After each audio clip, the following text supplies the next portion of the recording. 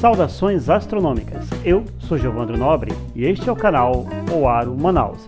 E hoje eu vou responder o simulado da OBA nível 4. Então, se você quer se preparar para a competição que ocorrerá neste ano, fique ligado! Vamos lá, então eu estou aqui no simulado, vamos acionar o nível 4. Vamos responder 10 perguntas de astronomia, que agora está bem mais difícil. Iniciando, nos dias 13 e 14 de março de 2012, os planetas Vênus e Júpiter, os mais brilhantes, estiveram em conjunção no poente, ou seja, ambos estavam angularmente muito próximos. A separação angular entre eles, naqueles dias, era equivalente ao diâmetro de aproximadamente 6 luas cheias. De quantos graus estavam separados angularmente Vênus e Júpiter? Ora, o diâmetro aparente, de uma lua cheia é de cerca de meio grau. Se ele está dizendo que são de 6 luas cheias, então a gente pode dizer que são de 3 graus. Então vamos lá. Lembrando agora que para o nível 4, ele dá 180 segundos para responder. Então Júpiter e Vênus estavam separados de 3 graus? Júpiter e Vênus estavam separados de 6 graus? 4 graus e meio ou 9 graus? Então essa até é fácil, né? Se você sabe que a Lua é meio grau, então estavam separados em 3 graus. Vamos lá? Correto? Vamos para a próxima pergunta. Então, temos aqui agora um mapa do céu. Ele não diz que polo é esse, não diz que constelação é, mas dá várias posições. Consegui já identificar algumas constelações aqui.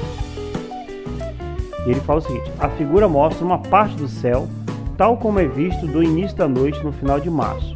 As bolinhas pretas são estrelas, e quanto maior a bolinha, mais brilhante é a estrela.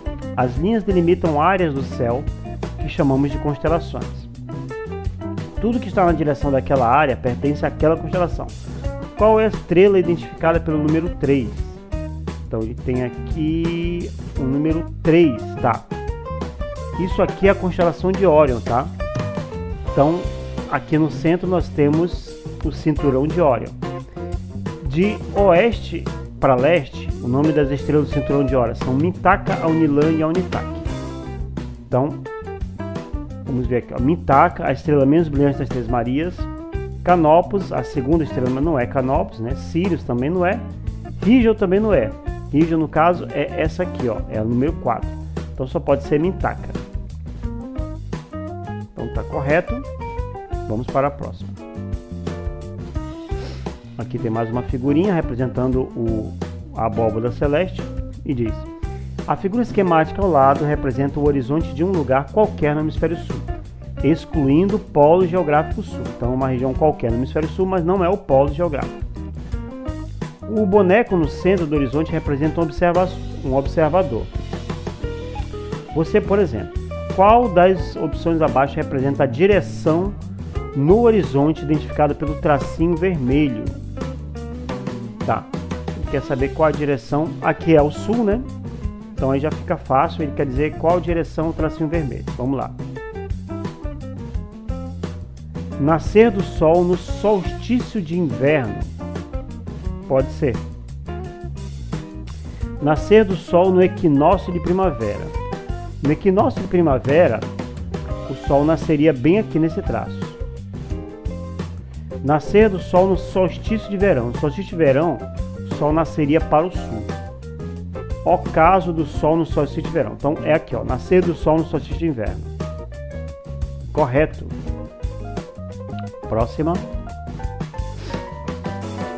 Imagine uma casa quadrada construída no extremo norte do Brasil. No extremo norte do Brasil, pode ser, por exemplo, em Roraima, com 4 paredes externas, cada uma com uma janela do seu centro. Cada janela está voltada para o lado um dos pontos cardeais, norte, sul, leste, oeste. Existe alguma janela pela qual a luz do sol nunca entra diretamente? Então, se eu estou no extremo norte do país, por exemplo, lá no norte de Roraima, ele está perguntando se alguma janela o sol nunca vai entrar. Então, na verdade, não, Sol sempre vai entrar, porque a não ser que nós tivéssemos um estado bem mais ao norte. Como o mesmo Roraima vai estar no máximo uns 4 graus ao norte, a luz do Sol entra por todas as janelas. Essa seria a resposta correta.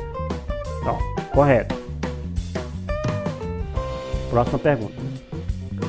Um desenho aqui complexo, né? Raios solares, obelisco e tal. Eratóstenes, cerca de 276 anos a.C., o sábio grego, sabia, num certo dia, ao meio-dia, na atual Assuã, sul do Egito, o Sol incidia diretamente no fundo de um poço, e nenhum obelisco projetava sombra nesse instante. Porém, no mesmo dia, em Alexandria, um obelisco projetava uma sombra. Tal fato só seria possível se a Terra fosse esférica, conclui ele. Coincidentemente, ambas as cidades estão próximas do mesmo meridiano. Eratóstenes mediu o ângulo C, indicado na figura. Está aqui o ângulo C. Tá? Indicado na figura. Encontrou um valor de 7 graus. Com isso, ele determinou o raio da Terra, R. Determine o valor encontrado por Eratóstenes para o raio da Terra em quilômetros. Ok, eu inclusive tenho um vídeo, né, que eu vou colocar aqui, que eu fiz sobre justamente uma questão parecida, tá? Aí perguntou qual o raio da Terra que ele identificou. O raio da Terra que ele identificou foi aproximadamente 12.600. Aliás, a gente está falando de raio, né? Não confundir raio com diâmetro. Então o raio da Terra que ele identificou foi esse aqui, de 6.857 km. Por quê? Porque a circunferência da Terra ele calculou em 40.000 km. Tá? Para uma circunferência de 40.000 km, você teria aproximadamente esse raio. Então, está correta. Vamos para a próxima.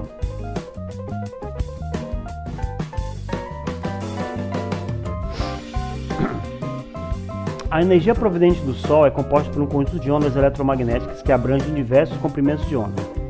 Parte da energia solar incidente nos objetos terrestres é refletida para o espaço, em função do comprimento de onda e da composição dos objetos.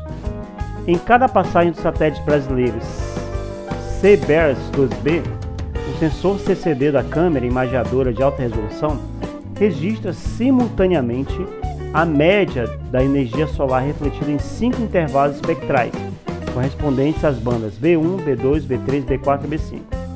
Qual a melhor banda na delimitação de compostos de água, lagos, rios, etc. Então aqui tem vários espectros, né? E aqui está, por exemplo, dizendo que vegetação reflete bastante, o solo reflete um pouco e a água não reflete nada. Então, eu diria que a melhor delimitação para esse satélite é a B4, porque nas outras a água acaba refletindo um pouco igual aos outros, então vai confundir. No caso, a água não reflete nada, então seria melhor essa. Então, analisando, seria a banda B4. Correta. Próxima pergunta.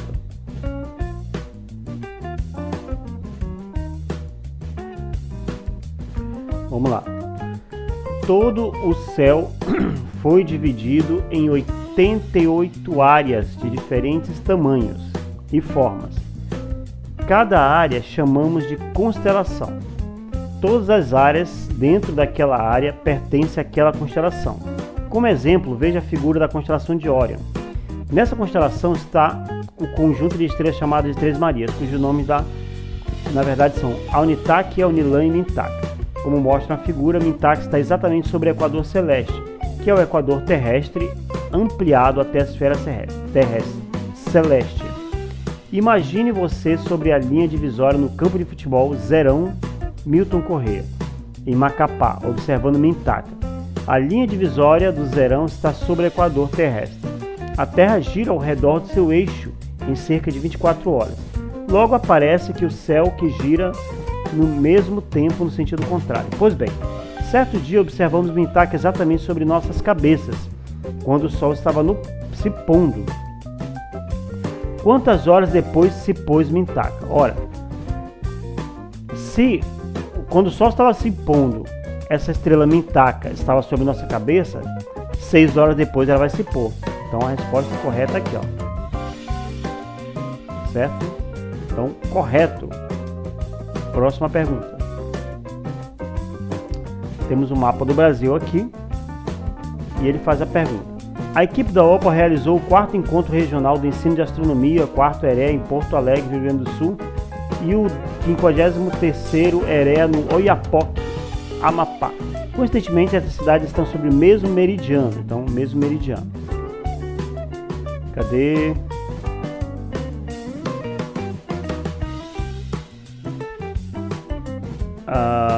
Cadê? Me perdi.